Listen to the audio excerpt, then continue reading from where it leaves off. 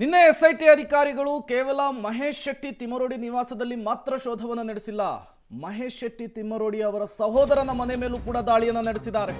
ಬುರ್ಡೆ ಗ್ಯಾಂಗಿಗೆ ಆಶ್ರಯ, ತಿಮರೋಡಿಗೆ SIT shock ಮೇಲೆ shock ಅನ್ನು ಕೊಡ್ತಾ ಇರುವಂಥದ್ದು.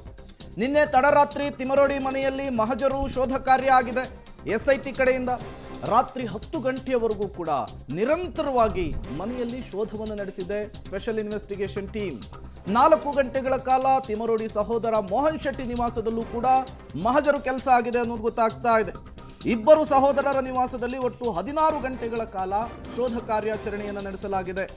ಎಲ್ಲ ಪ್ರಕ್ರಿಯೆಯನ್ನು ಮುಗಿಸಿ ಬೆಳಗ್ಗಿನ ಜಾವ 4 ಗಂಟೆಗೆ ಎಸ್ಐಟಿ ಅಧಿಕಾರಿಗಳ ತಂಡ ಉಜಿರೆಯ ಮಹೇಶ್ ಶೆಟ್ಟಿ ತಿಮರೋಡಿ ನಿವಾಸದಿಂದ ವಾಪಸ್ ಆಗಿದೆ ಅನ್ನುವಂತಹ ವಿಚಾರ ಗೊತ್ತಾಗ್ತಾ ಇರುವಂಥದ್ದು. ಮಹೇಶ್ ಶೆಟ್ಟಿ ತಿಮರೋಡಿ ಸೌಜನ್ಯ ಪರ ಹೋರಾಟಗಾರರು ಅಂತ ಹೇಳಿ ಗುರುತಿಸಿಕೊಂಡಿದ್ರು. ಕಳೆದ 14 ವರ್ಷಗಳಿಂದ ಧರ್ಮಸ್ಥಳದ ವಿರುದ್ಧ ದೊಡ್ಡ ಮಟ್ಟದ ಹೋರಾಟವನ್ನು ಮಾಡಿಕೊಂಡವರು. ಈಗ ಅದೇ ಮಹೇಶ್ ಶೆಟ್ಟಿ ತಿಮರೋಡಿಗೆ ಚೆನ್ನಯ್ಯನ ಹೇಳಿಕೆ, ಆತನಿಗೆ ಆಶ್ರಯ ಕೊಟ್ಟಂತಹ ವಿಚಾರ ಅಕ್ಷರಶಃ ಮುಳುವಾಗ್ತಾ ಇದೆ.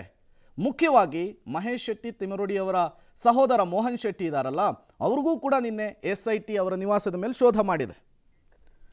ಮತ್ತಷ್ಟು ಡೀಟೇಲ್ಸ್ ಅನ್ನು ಕೊಡ್ತಾರೆ ಸುಖೇಶ್, ನೇರ ಸಂಪರ್ಕದಲ್ಲಿ ಜಾಯಿನ್ ಆಗಿದ್ದಾರೆ. ಸುಖೇಶ್, ಮಹೇಶ್ ಶೆಟ್ಟಿ ತಿಮರೋಡಿ ನಿವಾಸದ ಮೇಲೆ ಶೋಧ ಮಾಡುವುದಕ್ಕೆ ಚಿನ್ನಯ್ಯನಿಗೆ ಆಶ್ರಯ ಕೊಟ್ಟಿದ್ರು ಅನ್ನುವಂತಹ ಕಾರಣ ಇತ್ತು. ಬಟ್ ಈಗ ಮಹೇಶ್ ಶೆಟ್ಟಿ ತಿಮರೋಡಿ ಸಹೋದರನ ಮನೆ ಮೇಲೆ ಶೋಧವನ್ನು ಮಾಡೋದಕ್ಕೆ ಕಾರಣ ಏನು, ಆ ಬಗ್ಗೆ ಏನು ಡೀಟೇಲ್ಸ್ ಸಿಗ್ತಾ ಇದೆ ಅಂತ ಹೇಳಿ?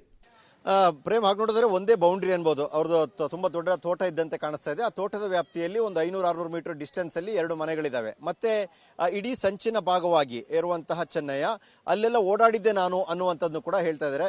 ಜೊತೆ ನಾನು ಎಲ್ಲೆಲ್ಲೂ ಕೂಡ ಓಡಾಡಿದ್ದೆ ಅನ್ನುವಂಥದ್ದು ಕೂಡ ಅವ್ರು ಹೇಳ್ತಾ ಇರುವಂಥದ್ದು. ಮತ್ತು 2 ನಿವಾಸಗಳಲ್ಲೂ ಕೂಡ ನಾನು ಓಡಾಡ್ತಾ ಇದ್ದೆ, ಊಟ ಮಾಡ್ತಾ ಇದ್ದೆ ಅಥವಾ ಅಲ್ಲಿ ಕೂತು ಮಾತನಾಡ್ತಿದ್ದೆ ಅನ್ನುವಂಥ ವಿಚಾರವನ್ನು ಕೂಡ 2 ನಿವಾಸ ಅಂದ್ರೆ ಸಹೋದರರ ನಿವಾಸಗಳು ಕನಿಷ್ಠ 500-600 ಮೀಟರ್ ಡಿಸ್ಟೆನ್ಸ್ ಅಲ್ಲಿ ಮತ್ತು ಒಂದೇ ತೋಟದ ವ್ಯಾಪ್ತಿಯಲ್ಲಿ ಇದ್ದಂತೆ ಕಾಣಿಸ್ತಾ ಇದೆ.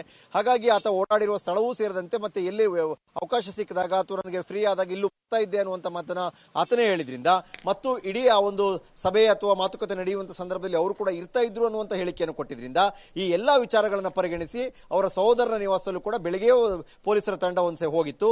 ಆ ನಂತರದಲ್ಲಿ ಸಂಪೂರ್ಣವಾಗಿ ಇಲ್ಲಿನ ಮಹಜರ್ ಪ್ರಕ್ರಿಯೆ ರಾತ್ರಿ 10 ಗಂಟೆಗೆ ಮುಗಿದ ನಂತರದಲ್ಲಿ ರಾತ್ರಿ 10 ಗಂಟೆಯಿಂದ ಮಧ್ಯರಾತ್ರಿ 2:30ವರೆಗೆ ಸುಮಾರು 4.5 ಗಂಟೆಗಳ ಕಾಲ ಮೋಹನ್ ಶೆಟ್ಟಿ ಅವರ ನಿವಾಸದಲ್ಲೇ ಸಂಪೂರ್ಣವಾಗಿ ಎಲ್ಲಾ ರೀತಿಯ ಒಂದು ಮಹಜರ್ ಪ್ರಕ್ರಿಯೆಯೂ ಸೇರಿದಂತೆ ಮತ್ತೊಂದಷ್ಟು ತಲಾಶನ್ನು ಕೂಡ ಮಾಡಿದಾಗಿದೆ. ಆತ ಹೇಳಿದ ಪ್ರಕಾರ ಏನೇನು ಮಾಹಿತಿ ಕೊಟ್ಟಿದೆ ಅದನ್ನು ಆಧರಿಸಿ ಮತ್ತೆ ಅಲ್ಲಿನ ಸದಸ್ಯರು ಯಾರಿದ್ರು, ಮನೆಯ ಸದಸ್ಯರು, ಅವರಿಂದ ಒಂದಷ್ಟು ಮಾಹಿತಿಯನ್ನು ಕೂಡ ಪಡೆಯಲಾಗಿದೆ. ಪ್ರೇಮ್.